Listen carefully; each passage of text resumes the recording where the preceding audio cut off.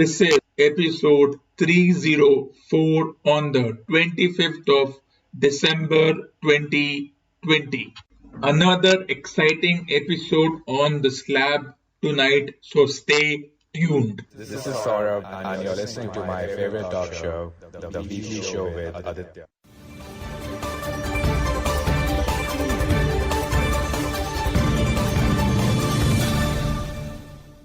Regardless of what happened a week ago, India will not only win the 20 over World Cups scheduled in 21 and 22, the 50 over World Cup scheduled in 2023, and the Test World Cup to be scheduled soon.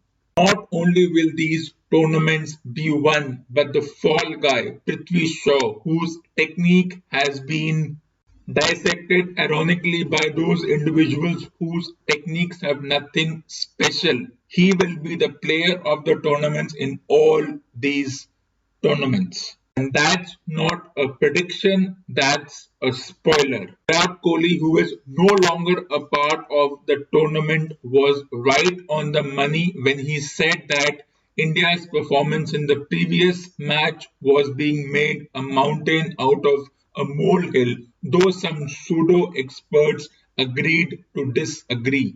So the opposition retired sports persons, that is the former captains, former players who were lucky to play even for the duration they played for, using the mind games advantage that they think they have gone on to say that it will be a 4-0 whitewash and the team has no hope. These are nothing but hyperboles and overselling the Australian performance in Adelaide. And then add to it the churlish and the childish media reactions. Battered before Boxing Day. No hope. Prithvi flaw. These are the kinds of headlines being used to put that psychological pressure on the team. And then there is a mayday call for Rohit Sharma to play as soon as possible. Well, if you remember, till 8 years ago, we didn't want this particular individual in the team. And then when he was promoted to open the batting, he changed his attitude, started making runs, started smashing centuries for fun. And now we cannot think of a team without a certain Rohit Sharma. Well, let me predict 7 to 8 years from now, the attitude will be the same as far as a certain Prithvi Shaw, KL Rahul is concerned. If you have read my article, The Missing, where I said that there is so much focus on Virat Kohli that they forget that this is a team sport, not a singles competition. This is not tennis where there's one Roger Federer in one match, Nadal in one match, and Djokovic and the others in other. But then over the years, cricket has never been a team sport like football, hockey, or basketball. It's always about a single person. It's only 13 individuals who are on the field at one time, and out of the 13 individuals, only 2 are active, while rest of the 11 individuals are mostly passive. Such batting performances on away tours could easily deflate a unit. Such churlish and childish comments deflates my confidence in an already zero credible Indian sports journalist. While Virat Kohli and Mohammad Shami, who will be unavailable for the rest of the tournament, are good players, but it doesn't mean that the individuals who replace them won't be good enough. Remember, it's a shelf life. Once the players retire, another group comes. They have certain number of years to play, and once they go, another group comes, and it happens so on and so forth.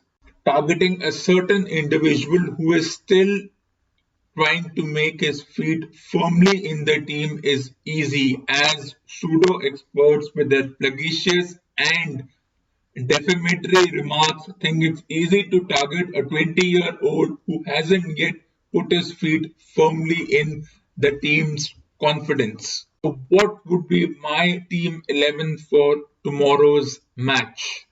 Gill and Agarwal as the openers, Pujara at 3, Rahane at 4, Rahul at 5, Jadeja at 6, Ashwin at 7, Pant at 8, Bumrah at 9, Umesh Yadav at 10, and one between Siraj and Saini or even Karthik Tyagi to surprise the opposition team at 11. Apart from the flagitious, churlish, and the childish remarks by the pseudo-experts and the zero credibility Indian sports journalism section of the media, to compensate for the lack of coherent topics, time zone issues have become the topic of conversation. It is a universal truth that Australian time zone is 5 hours ahead of India and has been ever since the concept of time zones, longitude, latitude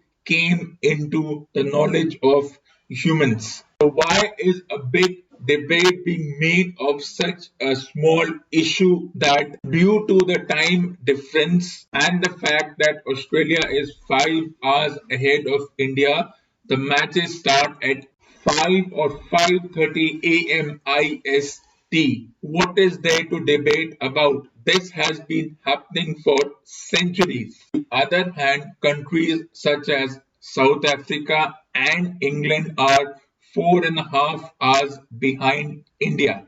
Well, South Africa is 3.5 hours behind India, while England's time difference changes as per the season. In summers, it's 4.5 hours. In winters, it's 5.5 hours. This sudden concern and conversation around time zone baffles me. This was seen in this year's tour of New Zealand. As we know, New Zealand is 7.5 hours ahead of India, which meant that when the 50 over matches started, they would start at 2 p.m. local time. But because the Indian Cricket Board has a B in its name, which basically means bully, they forced the New Zealand Cricket Board to schedule the matches at 3 p.m. New Zealand time so that the watchers in India would get up at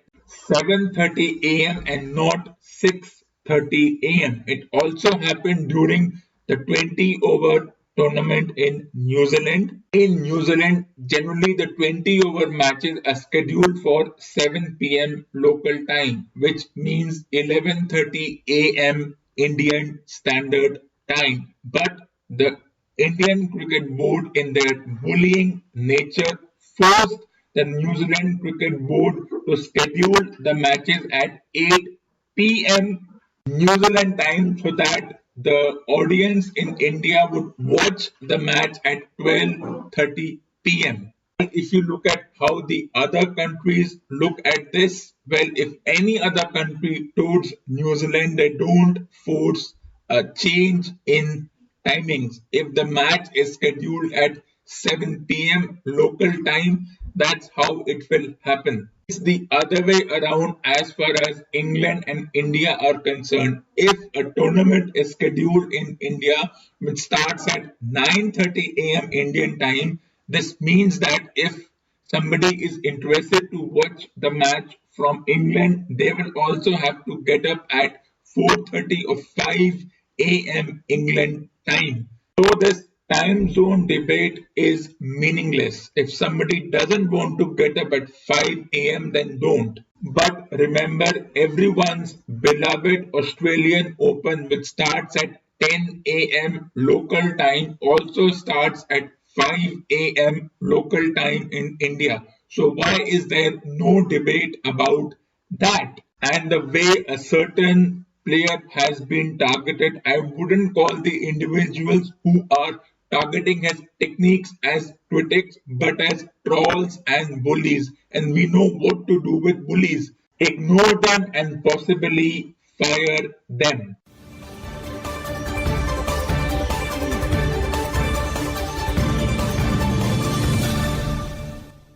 This ends part 1 of this episode. Stay tuned for part 2.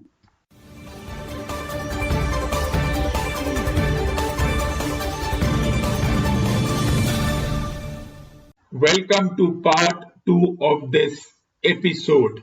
Tonight's song is titled Coast to Coast. So let's start. Look out that window for someone you know, but it all looks the same and time and again. It hurts you so you wonder if always you stand on your own. But here in your mind you'll get through this time. You are not alone. When time seems so lonely and your day seems too long, you wonder if you will ever get through and still be strong. With eyes full of sadness, you stand on your own. It tears you apart, but you know in your heart you are not alone. Coast to coast and land to land, we are together hand in hand. Coast to coast and land to land.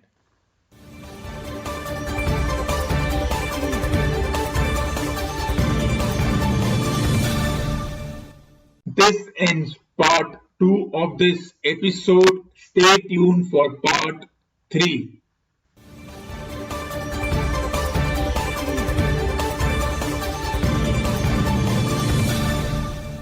Welcome to part 3 and reading section 1 of this episode. Agatha Christie, The Labors of Hercules, chapter titled Lernean Hydra Part 1. Doctor, do you not think I know the female mentality? The village gossip, it is based always on the relation of the sexes. If a man poisons his wife in order to travel to the North Pole or to enjoy the peace of a bachelor existence, it would not interest his fellow villagers for a minute. It is because they are convinced that the murder has been committed in order that the man may marry another woman, that the talk grows and spreads. This is elemental psychology. Oldfield said irritably. I am not responsible for what a pack of damned, gossiping busybodies think. Of course you are not, Poirot went on, so you might as well come back and sit down and give me the answer to the question I asked you just now. Slowly, almost reluctantly, Oldfield came back and resumed his seat.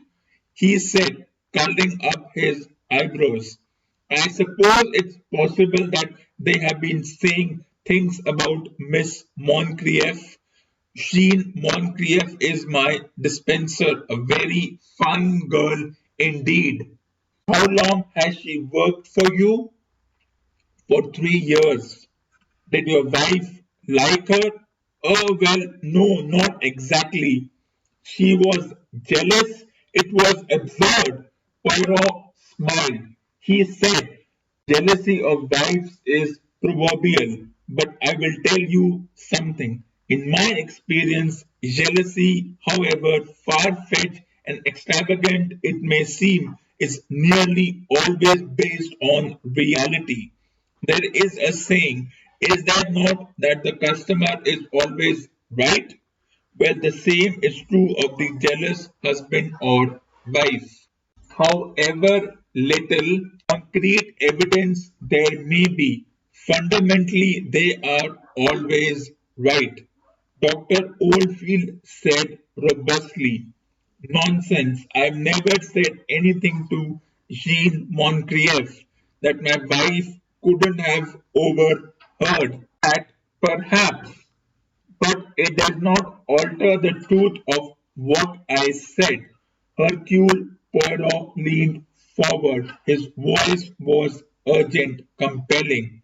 Dr. Oldfield, I am going to do my utmost in this case, but I must have from you the most absolute frankness without regard to conventional appearances or to your own feelings.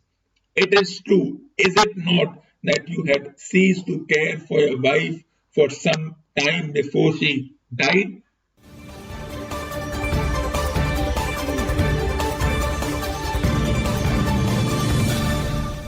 This ends part 3 of this episode and reading section 1. Stay tuned for part 4 and reading section 2.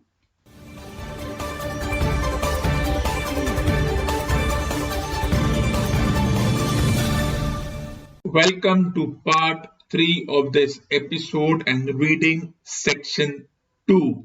P.G. Wodehouse Aunt's Omnibus short story titled Stiff Upper Lip, Jeeves, Chapter 19 and 20. The first thought was to wait till he had got through the front door and then nip out of the window, which was conveniently open.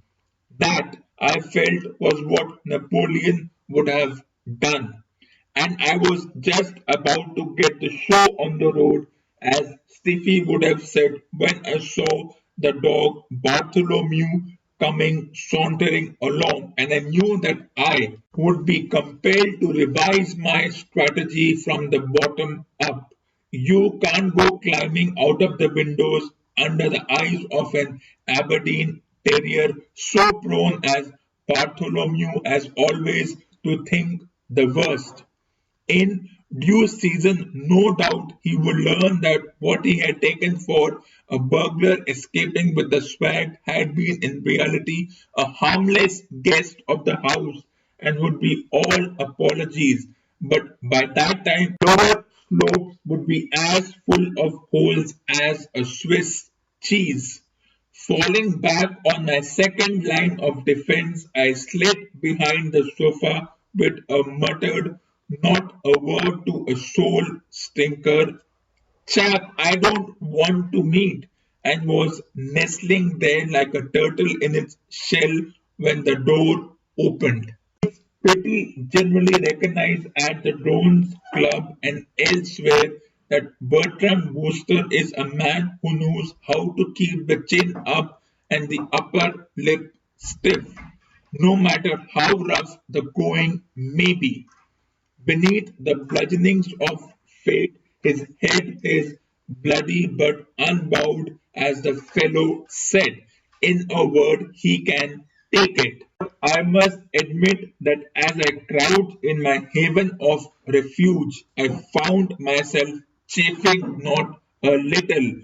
Life at Tortola, as I mentioned earlier, had got me down. There seemed no way of staying put in the darned house.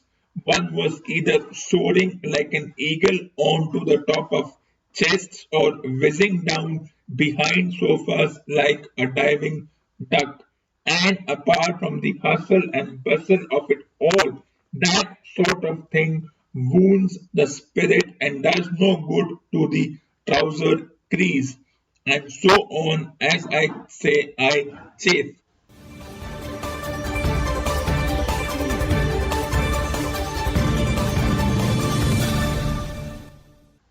This ends part 4 and reading section 2 of this episode. Stay tuned for part 5 and reading section 3.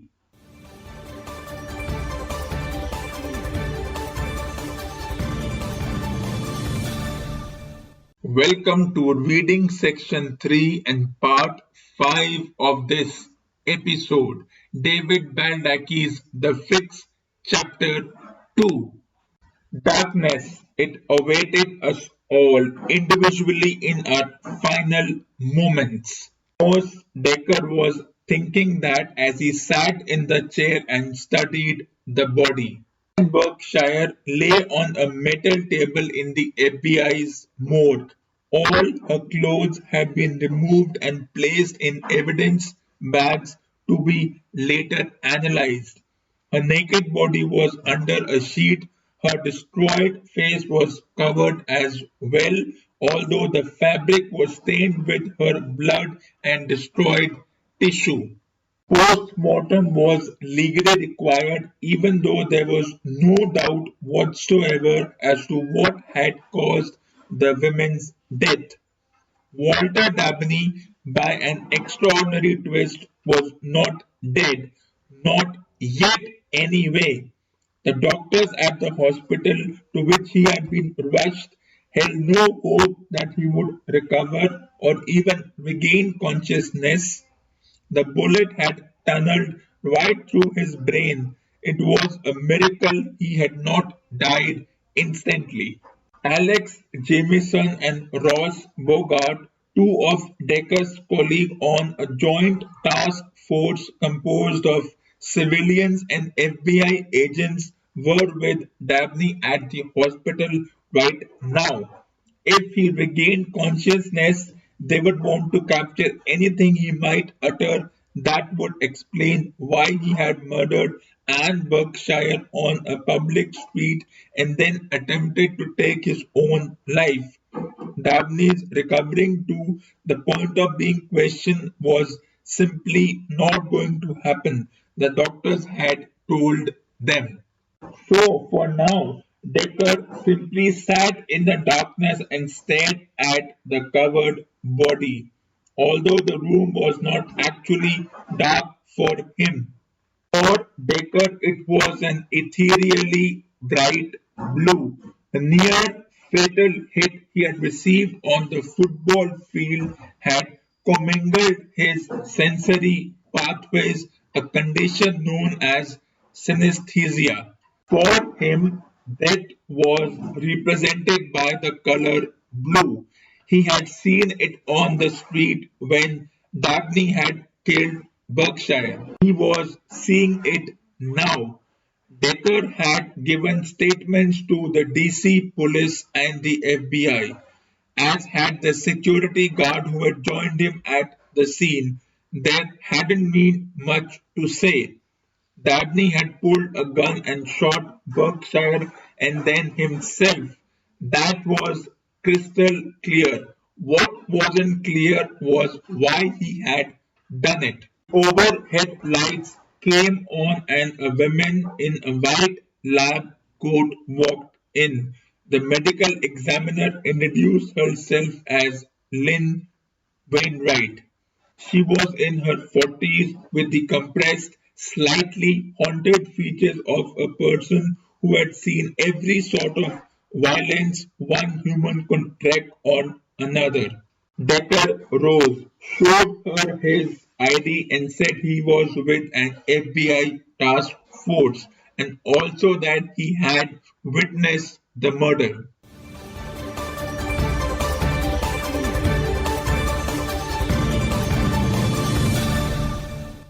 This ends part 5 of this episode and reading section 3 and episode number 304 on the 25th of December 2020. Stay tuned for episode number 305 on the 28th of December 2020, where we shall talk about what all I watched in the year 2020.